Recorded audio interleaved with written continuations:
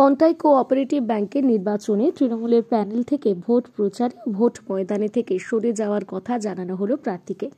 এই প্রার্থী বাছাই করতে উপস্থিত ছিলেন রাজীব বন্দ্যোপাধ্যায়, অখিল গিরি সহ জেলার অন্যান্য বিধায়করা। তবে এই ঘটনাকে তৃণমূলের গোষ্ঠী বলে দাবি প্রার্থী শেখ সুরজ আল আমান। 15 ডিসেম্বর 2024 রবিবার কোনোটাই কোঅপারেটিভ ব্যাংকের পরিচালন কমিটির নির্বাচন। এই প্রথম কোনো সমবায় ভোটে কেন্দ্রীয় বাহিনী দিয়ে ভোট পরিচালন হবে। তবে কন্টাই কোঅপারেটিভ ব্যাংকের নির্বাচন যতদিন এগিয়ে আসছে তত শাসক কোন দল প্রকাশ্যে উঠে আসছে। যেমন গত কয়েকদিন আগে তৃণমূলের পক্ষ থেকে পরিচালন কমিটিতে কারা স্থান পাবে তার দায়িত্ব দেওয়া হয়েছিল রামনগর বিধানসভা কেন্দ্রের বিধায়ক অখিল গিরি সহ জেলা তৃণমূলের বিধায়কদের। এই ঘণ্টায় কোপাটি ব্যাংকের নির্বাচন নিয়ে বাড়তি মাথা ঘামাচ্ছেন রাজ্যের মুখ্যমন্ত্রী মমতা বন্দ্যোপাধ্যায়। তাই রাজীব বন্দ্যোপাধ্যায় ও অখিল গিরির উপস্থিতিতে তৃণমূলের প্যানেল তৈরি হয়। ওই প্যানেলে তৃণমূলের বহু নেতা কর্মীর নাম বাদ পড়ে কাঁথি পৌরসভা 6 নম্বর ওয়ার্ডের কাউন্সিলর তথা নির্বাচন প্রার্থী রীনা দাস অখিল গিরির বিরুদ্ধে একরাশ ক্ষোভ উগরে গত কয়েকদিন আগে সোশ্যাল মিডিয়ায় সংবাদ মাধ্যম মাতিয়ে দিয়েছিলেন। এবারে প্যানেলের লিস্টে নাম থাকা সত্ত্বেও অখিল গিরি পুত্র কাঁথি পৌরসভার চেয়ারম্যান সুপ্রকাশ গিরির হুইপ জারিতে আরেক প্রার্থী শেখ সুরজ আল আমনকে এই নির্বাচন প্রক্রিয়ায় প্রচার থেকে তথা এই নির্বাচন থেকে সরে দাঁড়ানোর কথা তাকে জানানো হয়। শেখ সুরজ তিনি তৃণমূলের সক্রিয় কর্মী এবং তার স্ত্রী কাউন্সিলর ছিলেন। তিনি বলেন, যেখানে রাজীব বন্দ্যোপাধ্যায়ের উপস্থিতিতে আমার নাম তৃণমূলের প্যানেলে স্থান পেয়েছে সেখানে আমাকে বলা হচ্ছে প্রচার এবং ভোটে অংশগ্রহণ না করার জন্য। এই শেখ সুরজের জায়গায় স্থান পেয়েছে কাঁথি পৌরসভার 1 নম্বর ওয়ার্ডের তৃণমূলের কাউন্সিলর শেখ সাবুল। তবে শেখ সুরজের একটাই অভিযোগ করেন কি কারণে আমাকে সরে যেতে বলা হলো তার উত্তর আমার কাছে নেই। তবে কাঁথি পুরসভার চেয়ারম্যান সুপ্রকাশ গিরি বলেন, দলের প্যানেলের বাইরে গিয়ে যারা প্রচার বা ভোট প্রক্রিয়া অংশগ্রহণ করেছে তাদের বিরুদ্ধে দল ব্যবস্থা নেবে। বলছি দাদা, এটা তৃণমূল থেকে কন্টাই কোঅপারেটিভ ব্যাংকের যে বোর্ডটা জানিয়েছিল যে এতজন তারা নির্বাচনে লড়বে, কিন্তু দেখা যাচ্ছে যাদেরকে বাদ দেওয়া হয়েছিল অথচ তারা তৃণমূলের কেউ কাউন্সিলর রয়েছে বা আরো অন্যান্য তারা দায়িত্ব পদে রয়েছে, তারা সেই পুরনো প্যানেল যে প্রথম প্যানেল শুরু হয়েছিল সেই প্যানেলের সঙ্গেই কিন্তু তারা যথারীতি ভোট প্রচারে বেরাচ্ছে। না, আমরা তো পরিষ্কারভাবে বলেছি দলের প্যানেলকে মান্যতা দিতে হবে। দল যে প্যানেল, মমতা বন্দ্যোপাধ্যায়ের কড়া নজর এই নির্বাচনের উপর রয়েছে। রাজ্য নেতৃত্ব তারা বারংবার বসে জেলার বিধায়কদের নিয়ে বসে প্যানেল ঠিক হয়েছে, কেউ প্যানেলে আছেন, কেউ প্যানেলে বাইরে আছেন। এই রাজ্যে তো 294 জন এমএলএ, কিন্তু এমএলএ হওয়ার ক্ষমতা অনেকের আছে, কিন্তু সবাই কি আর দলের প্যানেলের বিরুদ্ধে বা দলের প্যানেলে বাইরে গেছেন? তো এটা নিশ্চিতভাবে যারা দলের প্যানেলের বাইরে এখনো কাজ করছেন, যদি কেউ এই ধরনের কাজ করে থাকেন তাদেরকে কড়া নজর রাখা হয়েছে দলের পক্ষ থেকে, এবং নির্বাচন শেষ হলে তাদের বিরুদ্ধে দলগতভাবে ব্যবস্থা নেওয়া হবে। সে কাউন্সিলর হোক বা নেতৃত্ব হোক, যদি দলের প্যানেলের বিরুদ্ধে কেউ লড়াই করে থাকেন, এখনো লড়াই করছেন, তারা যদি পেপার বিজ্ঞপ্তি দিয়ে নিজেদের নাম না প্রত্যাহার করেন, তাহলে নিশ্চিতভাবে আমরা দলকে জানাবো, দলের যারা দায়িত্বে আছেন তাদেরকে আমরা জানাবো। তাদের দল আমাদের যেভাবে বলবে আমরা তাদের বিরুদ্ধে সেভাবে ব্যবস্থা নেব। তাহলে এখানে কি মানে কোনো গোষ্ঠীর সংশয় রয়েছে? যে যেমন গোষ্ঠী থাকতেই পারে, গোষ্ঠীর ঊর্ধ্বে উঠে দল। আপনাকে পছন্দ না হতেও পারে, কাউকে পছন্দ নাও হতে পারে, কিন্তু সমস্ত কিছুর ঊর্ধ্বে উঠে দল, দলের নেত্রী মমতা বন্দ্যোপাধ্যায়, উনি শেষ কথা। তো যদি জিতে আসেন, এর মধ্যে থেকে দেখা গেল যে কেউ জিতে এসছেন যাদেরকে প্যানেলের তৃণমূলের প্যানেলে নাম নেই অথচ তারা কিন্তু জিতে এলেন বেশিরভাগ। যদি তিনি তৃণমূলের একদম সক্রিয় হন, কোনো পদে থাকেন, প্যানেলে নেই, জিতে এসছেন, আমরা তো বললাম যে আমরা ব্যবস্থা নেওয়ার কেউ নেই। দল কড়া নজর রেখেছে, রাজ্য নেতৃত্ব কড়া নজর রেখেছে। আমাদের কাছ থেকে যেখানে দায়িত্ব আছে তাদের কাছ থেকে রিপোর্ট আমরা পাঠাবো তাদের নামে। সুপ্রকাশ গিরির এই মন্তব্য শোনার পর ভোট প্রার্থী রীনা দাস তিনিও ক্ষোভ উগরে দিয়ে বেশ কয়েকটি বিস্ফোরক মন্তব্য করলেন অখিল গিরি ও সুপ্রকাশ গিরিকে উদ্দেশ্য করে। আচ্ছা, বলছি যে কন্টাই কোঅপারেটিভ ব্যাংকের একটা দলীয় প্যানেল হয়েছে, সেখানে আপনার নাম নেই, অথচ আপনি প্রতিদ্বন্দ্বিতা করছেন কন্টাই কোঅপারেটিভ ব্যাংকের, যেটা নিয়ে কাঁথি পৌরসভার চেয়ারম্যানের বক্তব্য হচ্ছে যে সমস্ত বিষয় খতিয়ে দেখা হচ্ছে, দলীয় নির্দেশ যারা মানবেন না তাদের বিরুদ্ধে তারা রিপোর্ট পাঠাবেন এবং দলগতভাবে তাদের বিরুদ্ধে ব্যবস্থা নেওয়া হবে। কি বলবেন? এবং নজর রাখা হয়েছে। শুনুন, আমি শুধু একথার উত্তর আমি দিব, নিশ্চয়ই দেব। আমি প্রথম বলবো, আমি এই কেন্দ্রের 3 নম্বর কেন্দ্রের কন্টাই কোঅপারেটিভ ব্যাংকের নির্বাচনে লড়াই করছি। আমার সিরিয়াল নাম্বার 16, আমি রীনা দাস, আমি এখানে লড়াই করছি। উনি আমাকে যে প্রশ্ন, আমি চাইব এই কেন্দ্রে ভোটটা যাতে সুস্থভাবে হয়, কোনোভাবে কোনো অপ্রীতিকর ঘটনা যাতে না ঘটে, তার জন্য প্রশাসনকে নজর রাখতে হবে। এবং যদি প্রশাসন না নজর রাখে, এর দায়ভার সম্পূর্ণ প্রশাসনকে নিতে হবে। এটা হচ্ছে আমার প্রথম কথা।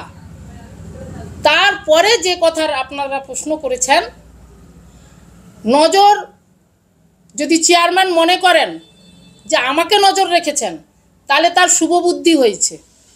আমাকে যদি নজর রাখে তাহলে দলটা এখানে বেঁচে যাবে। আর আমাকে যে নজর রাখবে না, আমি মনে করি তারা দলের ক্ষতি করছে বসে বসে। আমাকে কি নজর রাখবে? তিনি যা এই প্যানেল নিয়ে যা করেছেন, তিনি এবং তিনার পিতা যা করেছেন, আমি 15 তারিখের পরে আপনাদেরকে আবার ডেকে এর উত্তর দিব ডকুমেন্টস সহ। অনেক আছে তাবড়া আমার কাছে, সব তাবড়া মুখ আর মুখোশ খুলে দিব ওদের। আর তার তিনাদের যদি ক্ষমতা থাকে আমার বিরুদ্ধে খুলে দেখাক, আর আমি তাদের বিরুদ্ধে খুলে দেখাবো উইথ ডকুমেন্ট সহ। তারপরে একটা কথা বলি, এই যে প্যানেল নিয়ে বলেছেন, আমি এই কেন্দ্রের কথা বলছি, অন্যান্য কেন্দ্রেও হয়েছে। আমি এতটা মাথা দিতে যাইনি ওদিকটায়, কারণ আমি আমার নিজের নির্বাচন নিয়ে ব্যস্ত আছি। আমাদের যে রাজ্য নেতৃত্ব এসেছিলেন, কোলাঘাটে বসেছিলেন, ওখানে সব জেলার সমস্ত পদাধিকারীরা ছিলেন। আমরা জাস্ট টিভির মাধ্যমে দেখেছি, আমার সঙ্গে কারোর পার্সোনাল কথাও হয়নি, আমি টিভির মাধ্যমে যেটা দেখেছি। রাজীব বাবু যেটা বলে গেলেন, তিনি যে প্যানেলটা করে গেলেন, করে যেভাবে মিডিয়ার সামনে এবং পত্রিকায় দিয়ে গেলেন, সেই প্যানেলে আমরা যেটা দেখলাম, তারপরে দেখি ওই প্যানেল থেকে অনেককে বাদ দিয়ে আবার অনেকের নাম ঢুকে গেছে। যেটা ঢুকিয়ে দিয়েছেন রাজ্য নেতৃত্ব এসে, ইনারা কি করেছেন, তাকে বাদ দিয়ে এখানে প্রচারটা করছেন। মানে প্রথম থেকে যে প্যানেল ছিল নিজেদের মধ্যে, সেই প্যানেল সেইটাই করছেন। কিন্তু রাজীব বাবু এসেন, যে নাম যে কটা কোথাও মাইনাস প্লাস করেছিলেন দিয়ে, মানে লিস্ট একদম সম্পূর্ণ করেছিলেন, মানে সংশোধন করে বা সবাই বসে আলোচনা করে যেটা করেছিলেন, তার মধ্যেও তিনারা এই সব কাটছাট করেছেন। আমার কাছে যে রিপোর্ট আছে, ইনারা কাটছাট করার পরে কাউকে ডেকে এনে বলেছেন যে চেয়ারম্যান, আমার কোনটাই মিউনিসিপ্যালিটির চেয়ারম্যান বলেছেন যে তোমাকে তুলে নিতে হবে। তাহলে আমি উনার কাছে প্রশ্ন করতে চাই, উনি কি রাজীব বাবুর ওপরে না মমতা বন্দ্যোপাধ্যায়ের ওপরে? মমতা ব্যানার্জি যাকে পাঠিয়ে এখানে লিস্ট করছে, আর উনি বলছেন তাকে ডেকে তুমি সরে যাও। সাহস হয় কোত্থেকে? এত সাহস পাচ্ছে কোত্থেকে? উনি কাকে সরে যেতে বলেছেন এই দলীয় মানে কোঅপারেটিভ ব্যাংকের প্রচার থেকে যারা লিস্টে রয়েছে? এরকম কে কে রয়েছে? শোনাবো রেকর্ডিংটা, আর চলে যান সুরজ আলী এর কাছে, তিনি বলবেন। তিনি লিখিতভাবেও জানিয়েছেন উপরে। মানে বলতে চাইছেন সুরজ আলম খান, মানে যিনি আমাদের আগে তৃণমূলের ছিলেন, কাউন্সিলর ছিলেন। তো উনাকে যে সরে যেতে তার স্ত্রী ছিলেন, সে ছিলেন না, তার স্ত্রী ছিলেন। উনিও তো এই প্যানেলে রয়েছে, তৃণমূলের প্যানেলে। উনাকে বলা হয়েছে যে এই প্যানেল থেকে সরে দাঁড়াতে। তাহলে এখানে রাজীব ব্যানার্জির যে কথা, তিনি তো মমতা ব্যানার্জির বার্তা বয়ে নিয়ে এসে অবশ্যই অবশ্যই। তাহলে এখানে কি তাহলে কোথাও কি তিনি গুরুত্বহীন হলেন, নাকি কোনো দলীয় কোন্দল গোপনে রয়েছে? রাজীব বন্দ্যোপাধ্যায়, মমতা বন্দ্যোপাধ্যায়ের যে বার্তা তিনি বয়ে নিয়ে এসেছেন এবং সুষ্ঠুভাবে এখানে ভোট হবে, তার প্যানেল তিনি বলে দিয়ে গেছিলেন। তাহলে সেই প্যানেলের বাইরে গিয়ে যারা এই মুহূর্তে তারা প্রথম থেকে যেভাবে প্রচার করে এসেছিলেন, ঠিক একই প্রচার এখনো পর্যন্ত চলছে। তাহলে রাজীব বন্দ্যোপাধ্যায় কি কোথাও গোষ্ঠী কোন্দলের মাঝখানে পড়ে গুরুত্বহীন হলেন এই জেলাতে? না, তিনি গুরুত্বহীন হননি। দল এখানে চলবেই, এবং আমরা সব দল করছি। যে যত যাই করুক, তৃণমূল দল, মমতা ব্যানার্জির দল, তার স্বপ্নের দল, এ দলে এরকম যদি কেউ করবে মনে করে, নিজেকে ভাবে যে আমি শের, আর তোমরা কেউ না, বাকি বাদ বাকি কেউ না, সে ভুল করছে, সে মূর্খের স্বর্গে বাস। তৃণমূলের পক্ষ থেকে আমরা সুপ্রকাশ বাবুর কাছে ফোন করেছিলাম, মানে আমরা ফোন করেছিলাম, যে তিনি বললেন যে তৃণমূলের পক্ষ থেকে জানানো হয়েছে যে যারা এই মুহূর্তে যাদেরকে দল সরে যেতে বলেছে, প্রতিদ্বন্দ্বী করতে না বলা হয়েছে, তারা অবিলম্বে যেন তারা পত্রপত্রিকায় পেশ করে জানিয়ে দেন যে তারা এই নির্বাচনে তারা কোনোভাবে লড়ছেন না। সেক্ষেত্রে প্রকাশ্যে সেই প্রথম যে আমার সহকর্মী যে প্রশ্ন করেছিলেন, ঠিক একই কথা, যে তাহলে কি আপনারা কি কোথাও দিতে প্রস্তুত, নাকি দলের নির্দেশকে অমান্য করে যথারীতি আবার আপনারা?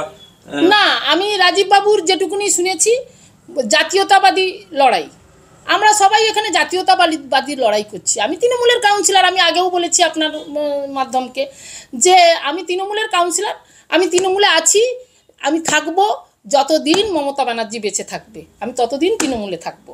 কিন্তু আমি তো অন্য কারুর কথা শুনবো না, আমি তো তৃণমূল দল করি, মমতা ব্যানার্জিকে দেখে দল করছি।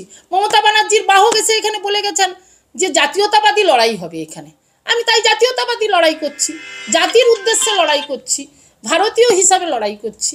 আমি কোনো টর্ম নিয়ে লড়াই করছি না, আমি দিদির দল করি, সমস্ত ধর্মের ঊর্ধ্বে এসে আমরা জাতীয়তাবাদী লড়াই করছি। আর একটা প্রশ্ন উঠে আসছে, যদি যারা দলের বাইরে গিয়ে যারা কেউ যদি ভোটে জিতেও যদি আসেন, তার বিরুদ্ধেও ব্যবস্থা নেওয়া হবে। যদি আপনি ভোটে জিতে আসেন, তারপরেও আপনার বিরুদ্ধে ব্যবস্থা নেওয়া হবে, দল ব্যবস্থা নেবে। শুনুন, এই কথাটা কে বলেছে আমাকে একটু বলুন তো, এই কথাটা বলেছে কে বললেন? আমরা চেয়ারম্যানকে ফোন করেছিলাম, তিনি বললেন যে তিনি বললেন, তিনি আগে শিক্ষা নিক, যে দল বলেছিলেন নির্দলকে, যারা নির্দল থেকে জিতে আসবে তাদেরকে নিব না। আর উনি আর আলেমবাবু মিলে দলের বিরুদ্ধে, যেখানে যেখানে দলের প্রতীকের ক্যান্ডিডেট ছিল পৌরসভায়, তার বিরুদ্ধে নির্দল সব দাঁড় করিয়েছিলেন। উনারা আগে শিক্ষাটা নিক। আমি দলের ঠিক নীতি আদর্শ মেনে চলছি এবং চলবো, আগামী দিনেও চলবো। আমরা দলকে ভালোবাসি, আমরা এই দল করছি, এরা আমাদের এখানে সুস্থভাবে দল করতে দিচ্ছে না। তাহলে ভোটের দিন, ভোট যেদিনকে ভোট রয়েছে 15 তারিখ, সেদিন যখন ভোট প্রক্রিয়া শুরু হবে, সেক্ষেত্রে কি কোথাও যদি বাধার সম্মুখীন হবেন বলে মনে করছেন? শুনুন, ভোট চললে অনেক লোকজন আনাগোনা হবে, সেখানে যদি আমি বলে গেলাম যদি কোনো অপ্রীতিকর ঘটনা ঘটে, প্রশাসনকে তার কড়া ব্যবস্থা নিতে হবে। আমি প্রশাসনকে অনুরোধ করে বলবো কড়া ব্যবস্থা নিতে হবে। আর যদি না নেয়, প্রশাসনের উপরে এর দায়ভার সম্পূর্ণ থাকবে। তো সেক্ষেত্রে তো কয়েকটা কেন্দ্রে, এখানে বেশ কয়েকটি কেন্দ্রে যেটা থাকছে কেন্দ্রীয় বাহিনী থাকছে, তো সেক্ষেত্রেও মনে হয় কি আপনার গন্ডগোলের সম্ভাবনা রয়েছে এখানে? শুনুন, কেন্দ্র বাহিনী সব জায়গায় থাকার কথা বলেছেন এটুকুনি, তো আমি সম্পূর্ণ এখনো পর্যন্ত জানি না কেন্দ্র বাহিনী কোন কোন কেন্দ্রে থাকছে বা এর ভেতরে কি হচ্ছে না হচ্ছে। আমি এই ব্যাপারটাই এখন নেই, আমি এখন নির্বাচন নিয়ে প্রচণ্ড ব্যস্ত আর এবং প্রচার নিয়ে ব্যস্ত, তাই আমি এটা পরে বলবো। যদি আরেকটা প্রশ্ন আমাদের মনে ঘুরপাক খাচ্ছে, যে যেসব ভোটাররা রয়েছে তাদের কাছে আপনি কি যথারীতি আপনি ভোট চাওয়ার আবেদন করছেন, কিন্তু তারা যদি তৃণমূলের সমর্থক যদি হয়ে থাকে, সেক্ষেত্রে আপনাকে নির্বাচন করবে বলে মনে হয় নাকি দলের? না, আমাকে ওরা আমাকে করবে না, কারণ ওরা তো আসল তৃণমূল করে না। ওরা কোথাও আসল, নালে নির্দল দান করিয়েছিল কেন? 3 নম্বর ওয়ার্ডে নির্দল দান করিয়েছিল, আপনাদের কাছে খবর ছিল কি? ছিল এতজন সাংবাদিক ছিল তো। 11 নম্বরের নির্দল ছিল তো, তাকে কে জিতিয়েছিল, তার সঙ্গে কার বেশি সম্পর্ক ভালো, এগুলো খবর নিন। কাঁথির মানুষ সব দেখছে, এগুলো সাংবাদিককে দেখাতে হবে না। কাঁথির মানুষ একদম সাংবাদিকের ওপরে কাজ করছে। চলে যান, ওই বসে চেয়ারে বসে বড় বড় বাতিলা দিলে হয় না, রাজনীতি হয় না। নিচে নেমে মানুষের বাড়িতে বাড়িতে আসতে বলুন, কাঁথির কটা মানুষকে চিনে জিজ্ঞেস করুন। আমরা প্রত্যেক ওয়ার্ডের প্রত্যেক মানুষকে, সব মানুষকে না চিনলেও প্রত্যেক মানুষকে আমরা চিনি, অনেক যোগাযোগ রেখেছি। ভোটারদের কাছ থেকে কি ধরনের প্রতিক্রিয়া পাচ্ছেন? আমি এর আগেও বলেছি, তখন আমি এতটা করিনি, মানে পড়াশোনা করিনি। তার আগেও প্রথমে বসেই বলেছি যে আমি জিতছি। কারণ জিতছি কেন, এই কারণে বলছি, আমি তো ওদের মতো প্রচারও করছি না, আর এত ঝুট ঝামেলার মধ্যেও নেই। আমাকে লোক বাড়ি বয়ে এসে বলে যাচ্ছে, আর আমি কোথাও গিয়ে একটু বসছি, একটু গল্প গুজব করছি, কথা বলছি, এই পর্যন্ত। এতেই মানুষ আমার মুখ দেখে যতটুকুনি যা দেয় দেখে নেবেন ভোটটা আমার। তাহলে মোটামুটি আপনার ভোট প্রক্রিয়া স্বতঃস্ফূর্ত হচ্ছে, যত বাধা বিপত্তি আসুক না কেন। চেষ্টা করব স্বতঃস্ফূর্ত করার জন্য। সবাই ভোটে মানে নির্বাচনে লড়াই করতে এসেছি, হাসি মুখে লড়াই করব, এটা আমি চাইবো, আমি দলের তরফ থেকেও চাইবো এটা। ভোটের মাঠ ময়দানে এই তৃণমূলের গোষ্ঠী কোন্দলের খবর নিয়ে বিজেপি নেতা দিব্যেন্দু অধিকারী তৃণমূলকে বিটতে ছাড়েননি। প্রথম মূর্খের স্বর্গে বাস করছে, অংশগ্রহণ করছে, নমিনেশন করেছে, ভ্যালিড হয়েছে, ব্যালট পেপারে তার নাম এসে গেছে। তৃণমূল কংগ্রেসের লোকেরা এখন যদি বলে যে এটা ছাগলকে বলবে গরু, গরুকে বলবে মোরগ, এ ধরনের উদাহরণ কথার কথা বলছে। তার ছাগল সে সামনে দিয়ে কাটবে, পিছন দিয়ে কাটবে, মাঝখান দিয়ে কাটবে, সে তার ব্যাপার। তার দলের তো সর্বোচ্চ বৈঠক হয়েছে, মানে মানে বলা যায় মুখ্যমন্ত্রীও নাকি শুনেছি, আমি জানি না। ওই প্যানেল রাজীব বন্দ্যোপাধ্যায়ের উপস্থিতিতে এবং রামনগরের বিধায়ক অখিলগিরি তৎসহ পূর্ব মেদিনীপুর জেলার তৃণমূলের যতজন বিধায়ক রয়েছে সবার উপস্থিতিতে এই প্যানেল সিদ্ধান্ত হয়েছে। সভাধিপতি ছিলেন না সেই সব মিটিংয়ে, শুনেছি। আবার সভাধিপতি কেউ নাকি ভৎসনা করেছেন মুখ্যমন্ত্রী, সংবাদপত্রে আপনাদের চ্যানেলেও দেখিয়েছি। তা এখন মানুষ মানুষের মতো পছন্দ সই মানুষকে ভোট দেবে। অরাজক অবস্থা তৈরি করছে সারা রাজ্যে জুড়ে, কিছু সুযোগ নিচ্ছে কিছু জিনিসের। কিন্তু এর বাইরেও দেখা যাচ্ছে যাদেরকে ওই প্যানেল থেকে সরে যেতে বলা হয়েছিল আগে, তৃণমূলের কেউ কাউন্সিলর রয়েছে বা আরো অন্যান্য সমর্থক রয়েছে, নেতারা রয়েছে, কিন্তু ওই প্যানেলকে উপেক্ষা করে যথারীতি পুরনো প্যানেলেই তারা কিন্তু ভোট প্রচার করে যাচ্ছে। ভালো তো, আরো 2-3টা প্যানেল করে বার করে দিক না। আমার কাছে তো এতগুলা পড়ে আছে, সব আসছে, দিচ্ছে, লিখছি। আমি ভোট আমার যখন যাকে দেওয়া তাকে দিয়ে দেব। মানুষকে কোঅপারেটিভ ব্যাংকে যারা ভালোবাসে, শুধু লোনের জন্য নয়, যারা এই ব্যাংকের ইতিহাস বলছে, সুধাংশু পণ্ডা, সতীশ জানা, সত্যব্রত মাইতি, এদের মতো মানে মানুষ, দুর্গাদা, আমাদের ডাক্তার শ্রীগোবিন্দ মুখার্জি, এদের একটা মানে এর প্রচেষ্টায় এই ব্যাংক সারা পূর্ব ভারতের আরবান কোঅপারেটিভে শ্রেষ্ঠত্ব লাভ করেছে। পরবর্তীকালে শুভেন্দুবাবু চেয়ারম্যান হয়েছিলেন, নিশ্চিত এটা নিয়ে অস্বীকার করার কোনো কারণ নেই। এবং শুভেন্দুবাবু কর্মচারীদের ওয়েলফেয়ারের ক্ষেত্রে তিনিই বোধহয় প্রথম একটা পেনশন ছিল না এই ব্যাংকে, পেনশন না হলেও তিনি একটা সামান্য টাকা মাসে রিটায়ার্ড এমপ্লয়িদের দেওয়ার ব্যবস্থা করেছে। কর্মচারীরাও তো বলছে এখন যে না, পরিচ্ছন্ন প্যানেল আসুক, পরিচ্ছন্নতার সাথে ব্যাংকটা চলুক। আর এমন লোকও আছে ব্যাংকে সকালবেলা 10টায় ঢুকে যায়, ঘরে ভাত টাত খায় না, ব্যাংকের ক্যান্টিনে দুপুরে ভাত খাইলে আসবে, সন্ধ্যাবেলা ঘুগনি মুড়ি ডিম সিদ্ধ টিদ্ধ ব্যাংকের ক্যান্টিনে খাবে। এইসব ব্যবসা করতে আসে আর লোককে ঠকিয়ে লোন টোন পাই টাই দিবি, এসব করে। বহু অভিযোগ আছে, ভেবে লাভ নেই। ভোট শান্তিপূর্ণ না হলে যা হবে, মাননীয় সুপ্রিম কোর্ট ইতিমধ্যে তো বলে দিয়েছেন তার অর্ডারে, পুরোটাই বাতিল করে দেবে। কোথাও অশান্তির খবর থাকলে, সত্যতা প্রমাণিত হলে, আপনি যদি কোথাও অশান্তি পান, ভিডিওটা আমাকে যদি দয়া করে শেয়ার করেন, সেটাই আমার কাছে যথেষ্ট হবে যে অ্যাপ্লিকেন্ট সেই নিয়ে গিয়ে সুপ্রিম কোর্টকে দেখাবে। আর একটা কোঅপারেটিভ ব্যাংকের ভোট, এটা ব্যাংক ঠিক নয়, সোসাইটি। এখানে প্যারামিলিটারি ফোর্স ডিপ্লয় করছে ওয়েস্ট বেঙ্গলে। মানে সুপ্রিম কোর্ট বুঝছে যে না, পশ্চিমবঙ্গে নির্বাচন করতে গেলে কোনোভাবেই রাজ্য পুলিশের উপর ভরসা রাখা যাবে না। এ তাঁবেদার সব এদের কথা বলে লাভ নেই। এ উত্তমবাবুকে সাইড করে দিচ্ছে, আবার হয়তো উত্তমবাবুকে পরশুদিন বলবে এই তুমি দায়িত্ব নিয়ে নাও। এখন এমএলএ বাবুকে দায়িত্ব দিয়েছে, এমএলএ বাবু তার দায়িত্বের মতো কাজ করছে। কন্ট্রাক্টররাও বলছে টাকা পাচ্ছি না, হই করছে। ও হরিবোল পার্টি, এরাও হরিবোল হয়ে যাবে। আমি বলছি আপনার নাম? আমার নাম শেখ সুরাজ আল আমান। আপনি কোঅপারেটিভ ব্যাংকের কোন প্যানেলে? আমি কাঁথি কোঅপারেটিভ ব্যাংকের এই যে আমাদের ডেলিগেট নির্বাচন, ওতে আমি নমিনেশন করেছিলাম। তো আমি কয়েকদিন আগে আমাকে দলনেত্রীর নির্দেশে রাজীব বন্দ্যোপাধ্যায় এবং আশিস বাবুর যে প্যানেল লিস্ট বেরিয়েছে তৃণমূল কংগ্রেসের, ওতে আমার নাম 3 নম্বর কেন্দ্রে, কাঁথি 3 নম্বর কেন্দ্রে এসছে। তো সেক্ষেত্রে প্রচার করতে গিয়ে বা এখনো পর্যন্ত প্রচার করতে বলতে আমি পাওয়ার পরে আমি আমাদের সব নেতৃত্ব যারা আছেন কাঁথির সবার সঙ্গে, এবং যারা প্যানেলে যারা আমাদের প্যানেল লিডার আলেম আলী খানের সঙ্গেও কথা বললাম, সাথে আমি চেয়ারম্যান সাহেবের সঙ্গেও কথা বললাম।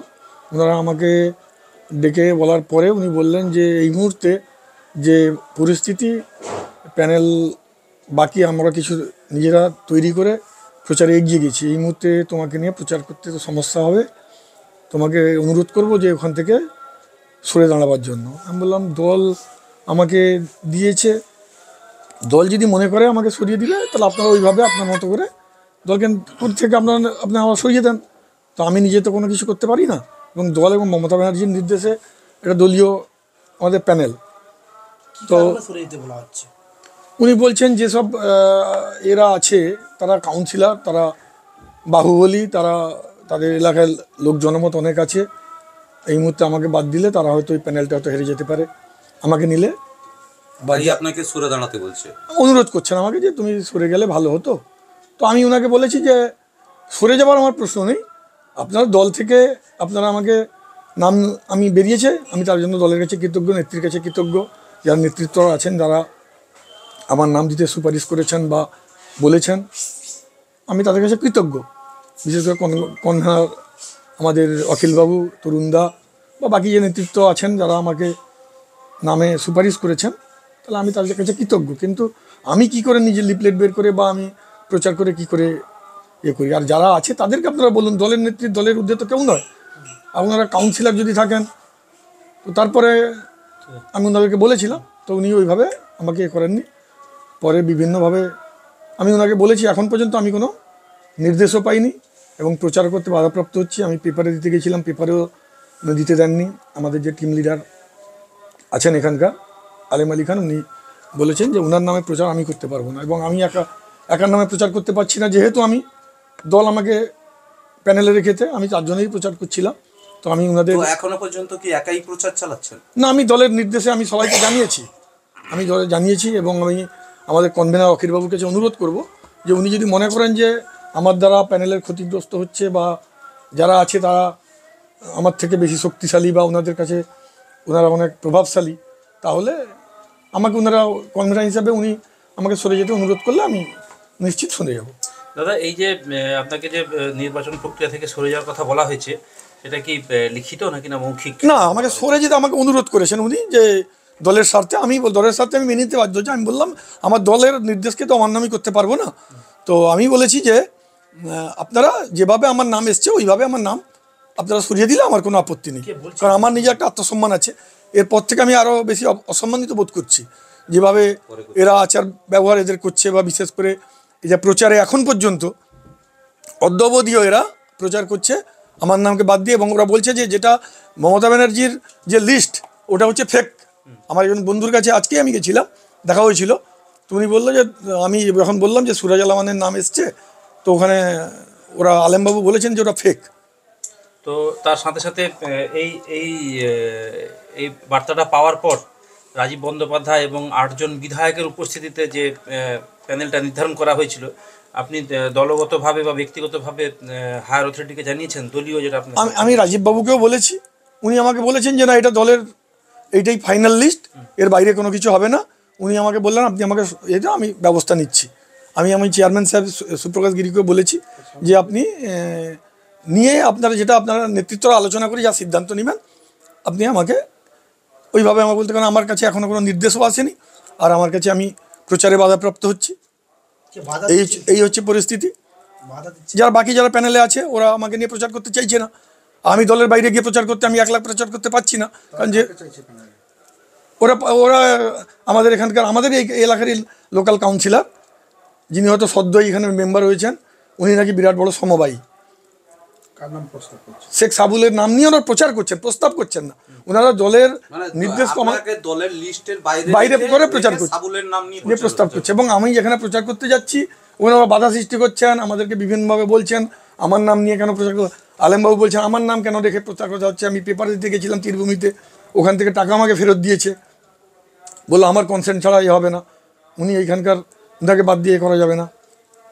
আর সবথেকে বড় যেটা কষ্টের ব্যাপার, আজকে আমি একটা বর্তমান পেপারে দেখলাম অখিলবাবু নির্দেশ দিয়েছিলেন যে যেটা দলের লিস্ট ওইটাকে নিয়ে প্রচার করতে।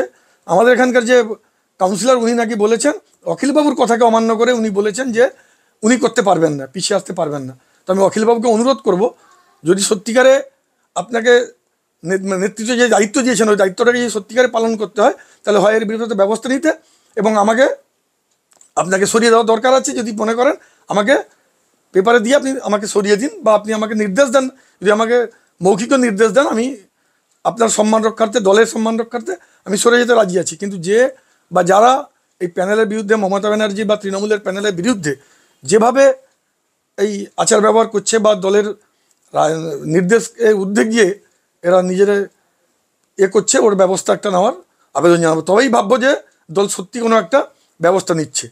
আপনি কি লিখিত জানাবেন?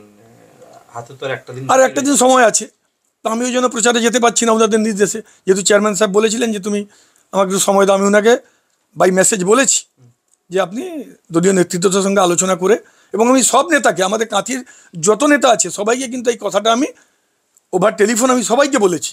কেউ কিন্তু আমাকে বলেনি যে চেয়ারম্যান সাহেব লাস্ট উনি আমি এই কথাই বলেছি, আপনারা নেতৃত্বরা যদি মনে হয় যে আমার জন্য দলের প্যানেলের ক্ষতি হবে, তাহলে আপনারা দলীয়ভাবে যেভাবে ১০ জন মেম্বার হয়েছে তার মধ্যে আমাদের ন্যূনতম 90% লোক আমাদের যারা আমাদের পরিবারের দ্বারা ওরা মেম্বারশিপ পেয়েছে।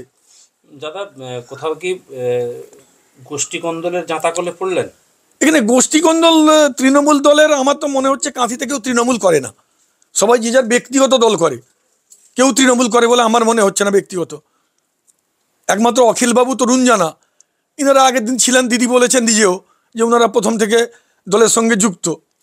বাকি যে যার মতো করে নিজের লোক গুছানো। এবং তাহলে এটা কি মনে করছেন না কি যে 8 বিধায়ক আর রাজীব বন্দ্যোপাধ্যায় বসে যেটা লিস্ট না, যদি আমি তখন মনে করব সেটা কি মানে দলীয় শৃঙ্খলা ভঙ্গের? আমি তখনই মনে করব যে দল সত্যি সক্রিয় যদি কোনো ভূমিকা নিয়ে এর বিরুদ্ধে ব্যবস্থা নেয়। যা যে আমার এই ওয়ার্ডে আমার ওয়ার্ড কমিটি সে কাজ করতো, সে একজন আমিন, এখানে সে শুভেন্দু অধিকারী পদোন্নতে সে টিকিট পেয়েছিল, বলেছিল 50 টাকা করে সে নাকি আমিন মেপে দিবে। এখন 5 কোটি টাকার মালিক, তার নিজের নামে, নিজের ক্যাপ্টেন নামে জায়গা কিনেছে এখানে। একদম বড় কাউন্সিলর, লোকের ঘর দিবার নামে 50,000 60,000 টাকা করে তোলা নেয়। লোকের দোতলা ঘরের উপর ঘর পেয়েছে লোক, যারা তাকে সহ্য করে না, যারা অখিলগিরির সাথে যায়, যারা সুপ্রকাশের মিটিং মিছিল কাটে, তাদেরকে ঘর দেয়নিও। গোষ্ঠীকন্দল একদম প্রকাশ্যে। আমি চেয়ারম্যান সাহেবকে বলছি তুমি আমার সোনার ছেলে, তুমি আমার কথা শুনবে, সে আমার কথা শুনবে না, কাউন্সিলর কথা শুনবে না, সেই জন্য আমাকে উনি তুলে নিতে বলছেন। আলেম বলছে যে তুমি ভালো ছেলে, ও কথা শুনে না, ও দলকে হারিয়ে দিবে। তাহলে কত বড় বাহুবলী যে, বা কত বড় প্রভাবশালী দলে যে ও হারিয়ে দিবে। এর যদি ব্যবস্থা নিতে পারে তবে ভাবো দল, না হলে আমার মনে হয় তো তৃণমূল কংগ্রেস যে বলছে লোক যে গোষ্ঠীগুলো আপনারা বলছেন হলে হতে পারে। আমি সব নেতাকে এখানকার সম্মান করি, সবাই আমাকে ভালো করে জানে। আমার দাদু এখানকার কাউন্সিলর ছিলেন 10 বছরের, আমার মা কংগ্রেসের টিকিটে প্রার্থী ছিলেন, আমি আমার স্ত্রী তৃণমূলের টিকিটে কাউন্সিলর হয়েছি। ততএব দল যদি আমি মনে করব, বিশেষ করে অখিলবাবুকে আমি বলবো যে আপনি যেহেতু কনভেনার, আপনাকে দল দায়িত্ব দিয়েছে। মমতা ব্যানার্জি, আমরাও জানি মমতা ব্যানার্জি আপনাকে খুব শ্রদ্ধা মানে সম্মান করেন বা স্নেহ করেন। আর আমরা তৃণমূল কংগ্রেস, আমরা ডানপন্থী ঘরানার ছেলে, আমরা বাম বিরোধী থেকে এসছি। আমরা যখনই দলের সঙ্গে যে আছে আমরা আছি, আমি তখনই ভাববো যে এই যে আজকে বাইকটা দিয়েছে এর বিরুদ্ধে, মানে বর্তমান পেপারে, তার বিরুদ্ধে যদি উনি স্টেপ নিতে পারেন তবেই ভাববো উনি এখানকার কাঁথের যোগ্য নেতা এবং মমতা ব্যানার্জি দায়িত্ব দিয়েছে উনি ঠিকঠাক ফুলফিল করছেন। আর ওনার কাছে আমি অনুরোধ করবো হাত জোড় করে যে আমাকে ইমিডিয়েট আমাকে নির্দেশ দেন আমার নাম প্রত্যাহার করার জন্য। আমার নাম শেখ সুরাজ আল আমান, আমি প্রাক্তন ডেলিগেট কাঁথি কোঅপারেটিভ ব্যাংক, আমার বাড়ি কাঁথি পৌরসভার 1 নম্বর ওয়ার্ডে। আমি বর্তমানে নমিনেশন করেছি দলের নির্দেশে, আমার নাম এখন দলের প্যানেলে আছে। এই ভোট কেন্দ্রটা কোথায় আর আপনার সিরিয়াল নম্বরটা কত রয়েছে? আমার সিরিয়াল নাম্বার মনে হচ্ছে 2746, আমি ঠিক মনে করতে পারছি না এই মুহূর্তে। তো ভোট কেন্দ্রটা আমাদের মডেল স্কুল ছিল, ওটা চেঞ্জ হয়ে কাঁথি ক্ষেত্রমন বিদ্যাভবন হয়েছে।